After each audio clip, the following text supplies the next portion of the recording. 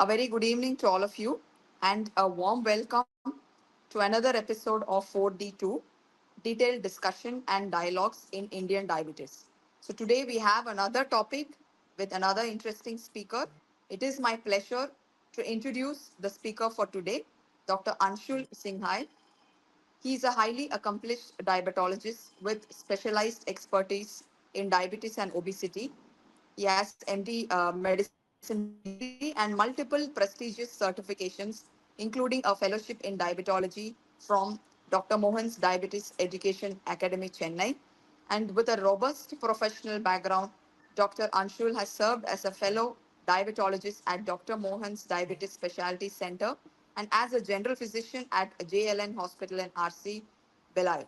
He's a recognized thought leader and he's been a speaker on various topics in diabetes management, including pharmacological approaches, insulin therapy optimization, and the rationale behind fixed dose combinations in treating patients with type 2 diabetes.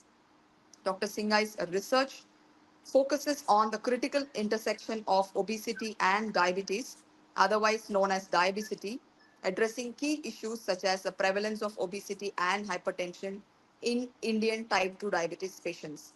And he has received the prestigious RSSDI USV Award for Best Innovation in Diabetes Care in Challenging Situations 2022. And he continues to deliver advanced diabetes care at his clinic in Bilal. Over to you, Dr. Anshul. We are very eager to listen to your topic today, which is going to be diabetes in CV, in cardiovascular disease, partners in crime. Over to you. Greetings, ma'am. Myself, Dr. Anshul Singhai from Bhilai, Chhattisgarh, and it's an honor as well as a pleasure to chair a session with you. And at the outset, I'd like to thank IGCP also for giving me this opportunity. So, this is a very fantastic topic: diabetes and cardiovascular diseases, the partners in crime. The first slide of the presentation highlights the impact, the magnitude of the problem. The prevalence of diabetes in India is around 9.6%. What does that mean? That 1 out of 11 adults in India is having diabetes. But as a physician, as a diabetologist, we aspire to see our nation, Bharat, as diabetes care capital of the world. Our aim is to achieve diabetic complication free citizens of India. For this, we need to have this kind of educational initiatives. We need to raise awareness among healthcare professionals, specialists, super specialists, caregivers, and diabetic patients as well. For this reason, I would like to thank again IJCP and Dr. Beatrice ma'am for giving me this opportunity. Because I firmly believe is that education is like empowerment. When you educate someone, you make them to understand the basis of right and sound decisions. Challenges what we face in diabetic care management is that often it remains undiagnosed. Often it affects people from young age to middle age. They are the they are the persons who are going to earn for the family. The country economy, country socio-economic growth depends upon these individuals which are getting diabetes at the earlier age. This is something which I am seeing in my clinical practice. If you ask me, what is the final aim of diabetes care? Just two objectives are there. You ensure the person is not having any complication of diabetes. You ensure the person is having good longevity of life. If these two aims are met, you are a successful doctor as far as diabetology is concerned. Why CVD? We could have chosen nephropathy, we could have chosen fatty liver disease, which could have chosen retinopathy, neuropathy. There are so many things to choose. But why we have chosen cardiovascular disease? Because if you analyze the entire data, the mortality rate or the ratio is higher with the severity association with diabetes. Any patient with diabetes can have atypical chest pain, cannot may not have chest pain that further impose or create a kind of confusion in diagnosing in early stages of acute coronary syndrome. And at time, because of limited resources, we cannot offer the optimum care which is being required for the management of acute coronary event or acute coronary syndrome. Apart from this, there is a very well known entity known as diabetes cardiomyopathy. Diabetic patient can also have diabetes cardiomyopathy, which makes them at higher risk for ventricular fibrillation, which make them a higher risk for sudden cardiac death. Moreover, if this diabetic patients is having say ACS or have had MI, they are at higher risk for heart failure. And the prognosis of heart failure is as bad as the prognosis of cancer. And we cannot treat heart failure. We can just try to manage or to sustain the life with reduced quality of life. So our first aim was to have a good quality of life. It is going to be affected if the patient is having any complication for that matter, be it retinopathy, neuropathy, or nephropathy. But why we have chosen CVD is because it is multifactorial. It is not just a single factor is implementing behind that. You can see on the given slide is that if there is a single factor, for example, smoking, for example, high cholesterol or diabetes or hypertension, the risk of getting into acute coronary syndrome or CVD or CVA is less. But you have a more than one associated comorbidities, be it hypertension, be it obesity, be it NAFLD, or be it smoking or bad lifestyle, risk adds up.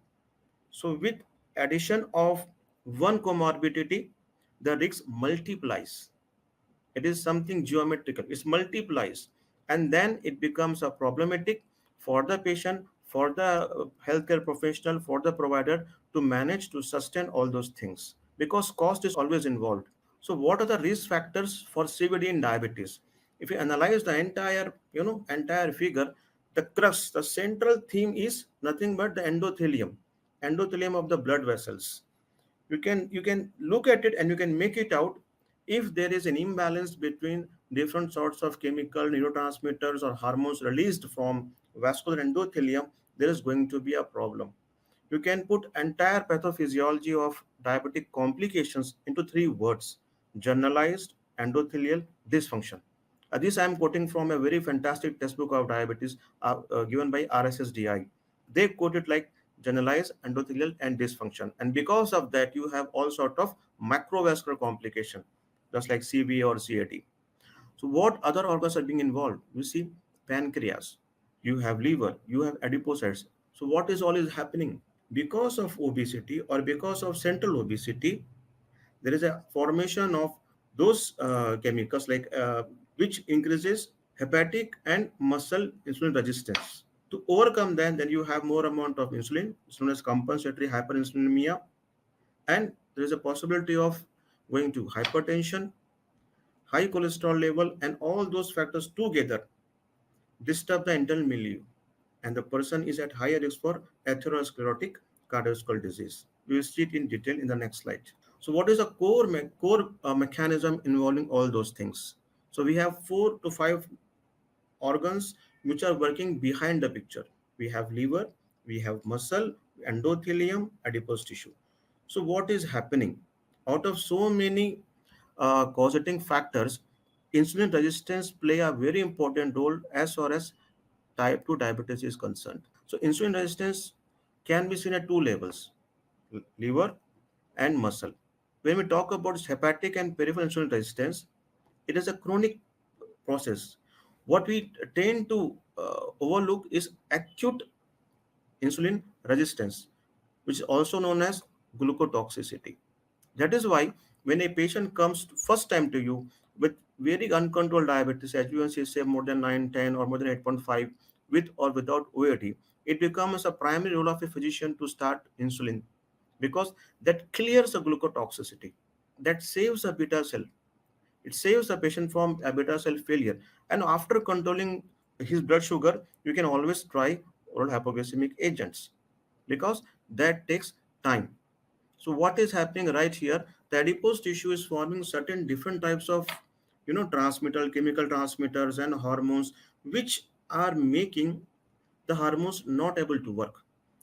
The crosstalk becomes disturbed, the insulin glucagon ratio becomes disturbed, the proportion goes disturbed, and that is why there is a uh, ongoing release of glucose from the liver, further adds to the fasting blood sugar. We have so many neurotransmitter involved in the pathophysiology of diabetes as well, And because of this hypercholesterolemia level of kind of thing, the blood endothelium further gets disturbed, and there the imbalance between the vasoconstrictors and vasodilators starts to take place. Apart from this, there is also sympatovagal imbalances. The lifestyle, the stress, the kind of food we are eating, the kind of aptitude we are having, the kind of approach we are having to a problem nowadays, always there is element of stress working behind the curtain, and that leads to early onset of atherosclerotic cardiovascular disease, which we are seeing in our youngerish populations. How can we prevent it? So when we talk about the prevention, we have primordial prevention, we have primary, we have secondary prevention. So our aim can be reduced into attainable and achievable, measurable objectives. If you go through various kinds of, you can say, recommendations, guidelines, it could be ADA, IDF, NIC, your Indian guidelines for that matter. The bottom line is you manage blood sugars, you manage blood pressure, you control cholesterol level, you aim for healthy lifestyle, you aim for weight reduction. If the person is obese, if a person is a smoker, counseling him to quit smoking, and same applies to alcohol also. Is it not? So what we are trying to say is that you first and foremost you try to have a good lifestyle. Pharmacology follows that actually. First, you try to have good lifestyle. That is how you can prevent or delay the onset of diabetes as far as type 2 diabetes is concerned. And because the CVD is a multifactorial, apart from blood sugar control, we have to look into, say, NFLD or MLD, ABCD, what we say nowadays, adiposity based disease. We have to have approach of managing fatty liver. We have to look in for nephropathy, retinopathy, neuropathy. We have to have a look for other associated endocrine pathologies apart from diabetes. So our aim or our structure of our management must be like that. We must take care of entire person, not just blood sugar. This is what we mean by comprehensive diabetes care approach. For those, we have various therapy, but the fundamental point is that what a physician must try to understand is that when a patient comes to you, he comes with only one thought: blood sugars are on the higher side, right? That you can control with any medicine for that matter. If the patient is newly onset diabetes mellitus, you can give any medicine for that matter, it will work, and the blood sugars will get normalized. But that is not the best approach. The best approach is that you must choose that medicine which will give beyond glycemic benefit. For example, we have nowadays like empagliflozin, dapagliflozins, and drugs like that from a class SGLT2 inhibitors. They work fantastically well because they not only control blood sugar, although to a limited extent only, HbA1c reduction is almost zero point 0.7, zero point 0.8, not more than 1. Even then, it can cause weight loss. It can have certain amount of SBP reduction. It can have certain influence on reducing nephropathy. It can take a little bit of insulin resistance at the level of hepatic insulin resistance, and there is no weight gain. There is no risk of hypoglycemia. It is easily available. It is affordable. It is available in so many combinations. It is once daily. So drugs like this are the you can say the fundamental choice of today's practice. What about DPP-4 inhibitors like linagliptin and sitagliptin? Wonderful molecule because they provide you the benefits of no risk of hypoglycemia, elderly patient, post-MI patient, patient with the nephropathy, patient on dialysis. Such kind of patients can be put on low doses of linagliptin as well. It's a once daily dosing, and because of Indian practice, it is available in various brands in almost all shops nowadays. So wonderful drug. It do have some beyond glycemic benefit also, not as good as we have with Empa and dapagliflozin. Even then, it's one of the drug of its own kind, of its own nature that we can use for our patients. Now, coming to GLP-1RA, fantastic molecule. The weight loss benefit is really almost 10 to 12 kilograms of weight loss I have seen in my patients. Even it delays insulin initiation. It helps in reduction of insulin dosages. It takes care of fasting blood sugar as well. It reduces obesity. It takes care of fatty liver as well. So a wonderful molecule in today's time. The only limiting factor is the cost. I hope in due course of time we will have our own GLP-1 RA manufacturing in India, and that time probably it is going to be equally prescribed drug the way we prescribe metformin, glimepiride nowadays.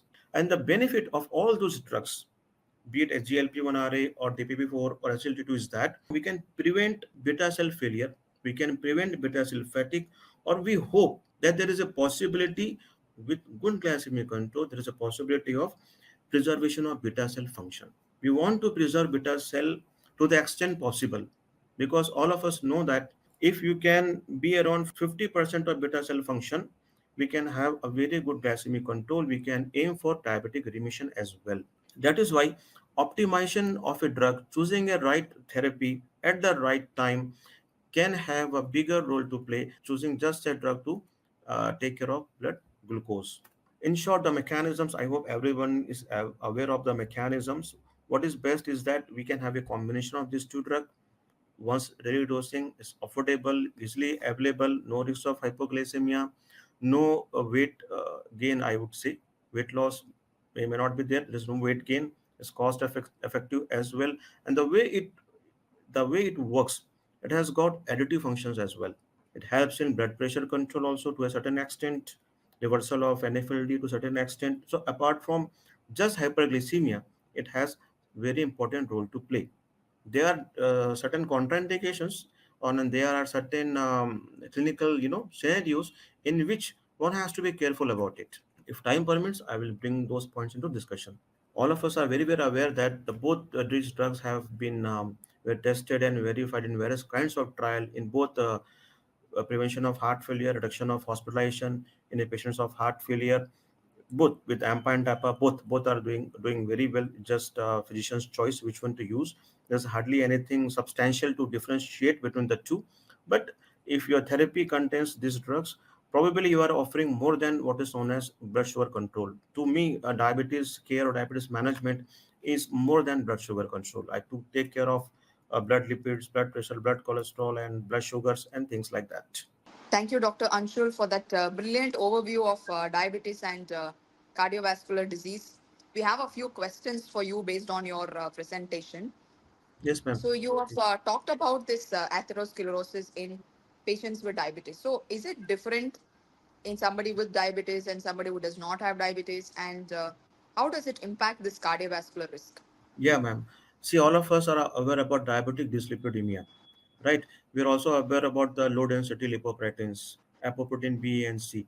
What happens in diabetic patients? They have a higher risk of atherosclerosis, because of heterogenic profile is there in diabetic patients, and most of them do also have fatty liver disease, may call it adiposity based or MALD or NAFLD.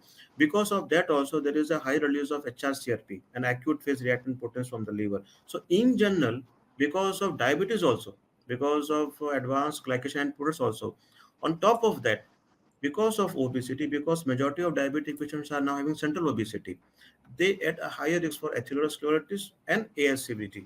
And because of today's lifestyle and the food habits and what not we are using, the quality and all those things, there is always at higher risk of ASCVD.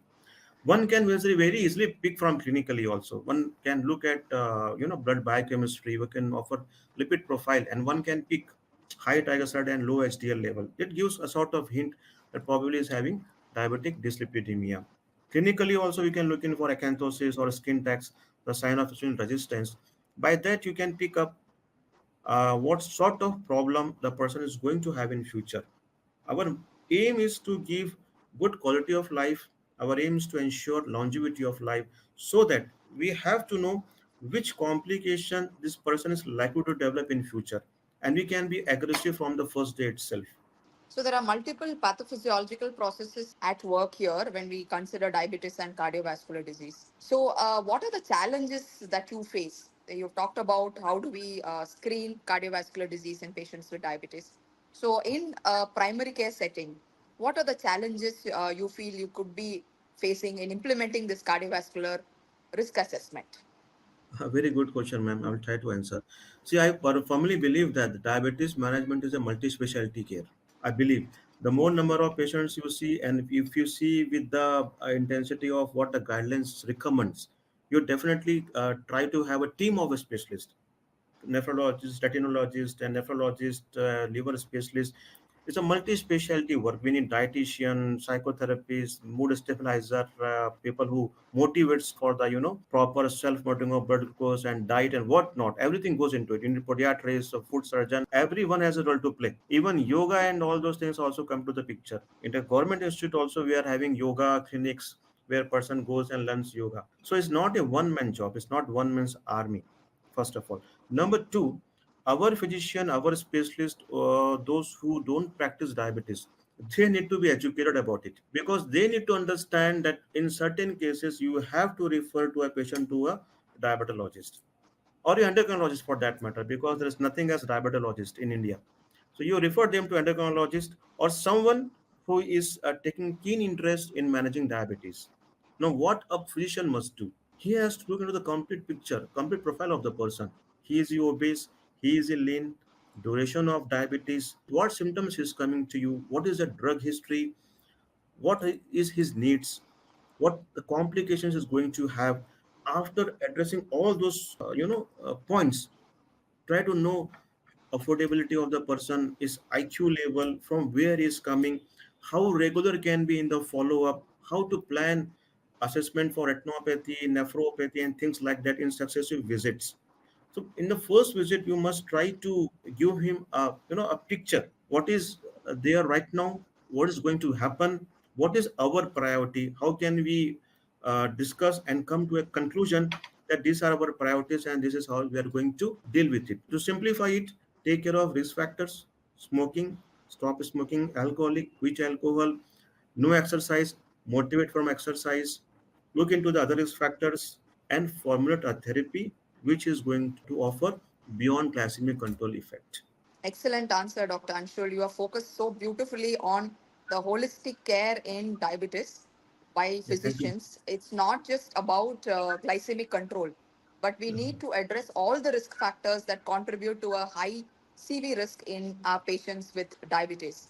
So now we have talked about risk stratification of our patients with diabetes. Can you tell us if there are any emerging biomarkers or any imaging modalities that would help us detect early that this particular patient is at high risk of CV disease? Yeah, ma'am. Why not? If you start from diabetes per se, nowadays we are not doing oral glucose tolerance test, but I believe is one of the beautiful tests. To discover even compensatory hyperinsulinemia. We used to do extended OGT test 15 years ago. Nowadays, it's almost been obsolete. We can pick up IFG and IGT from there itself because this pre-diabetes is going to be the foundation of ASCVD later on. Actually, a diabetic person gets stigmatized when you say you are a diabetic person, but a pre-diabetic person has got is part of life. Is not bother at all actually, but it's hardly any difference if you go into pathophysiology of it. It's hardly any difference. Just mathematically, 125 pre-diabetes IPG and 121 diabetes doesn't make any difference biologically. HbA1c 6.4 and HbA1c 6.5, what difference it is going to make in the person's life? For him, no difference. For me, you are at the same risk of ASCVD as the person of 6.5. Apart from that, we are using right now, we are focusing on liver health also. Things like fibroscan have come up. A scoring system has come up. It is an add-on value as far as clinical judgment goes, basically. Apart from that, the blood biochemistry is always there. There are so many controversies regarding cholesterol, but even then, it is workable, doable, and achievable and attainable. After COVID, we are very much keen into looking of CRP levels, HSCRP level, which in a way it is on the higher side. It could be because of again the fatty liver problem, or the person is smoker, or is a non-vegetarian, or not doing any kind of exercise. So things like that, try to screen whenever there is a possibility of consultation, and try to look in for what extra what we can do for our patients well. I hope you Yes. will add from your end also. So, Of course, we do have imaging modalities now, but it depends on a patient to patient basis. Now, which are the yes, kind ma'am. of patients where you want to look at a CT calcium score, or you want to initially screen for CV disease. So those are dependent on patient to patient basis.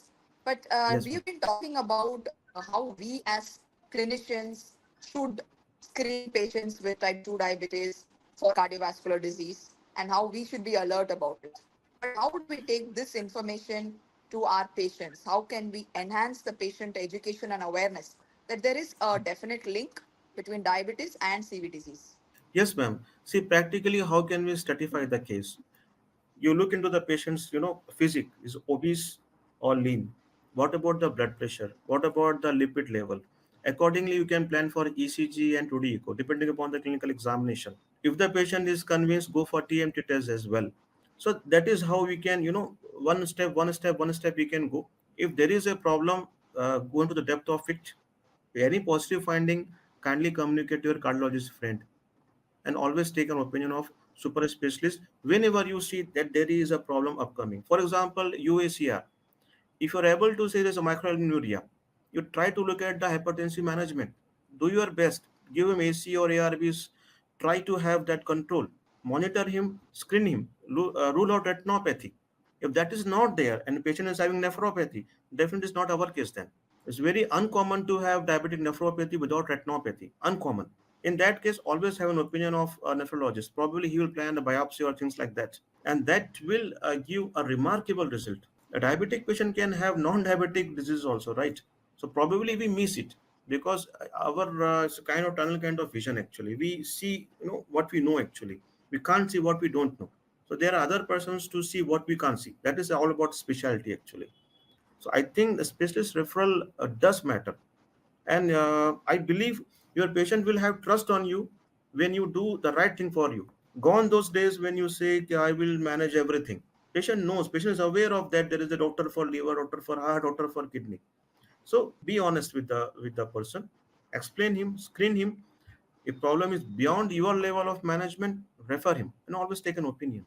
Yeah, so there should be a multidisciplinary action that we take for patients with diabetes, because Always. it's just not one organ system which is involved. Yeah, So always. that's a great learning point. So, Dr. Anshul, we have heard from you today about the generalized endothelial dysfunction in diabetes. What are the risk factors for cardiovascular disease and diabetes?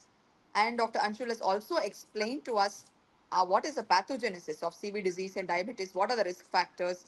He's talked to us about the screening, and most important is to prevent CV disease in patients with type 2 diabetes, and how lifestyle is so important in it plays such an important role in prevention of CV disease in patients with diabetes. He's also talked to us about the holistic approach, the multidisciplinary team which is to be involved when we treat a patient with type 2 diabetes. So thank you, Dr. Anshul. It was an absolute pleasure listening to you, interacting with you, and we have had some great learning today.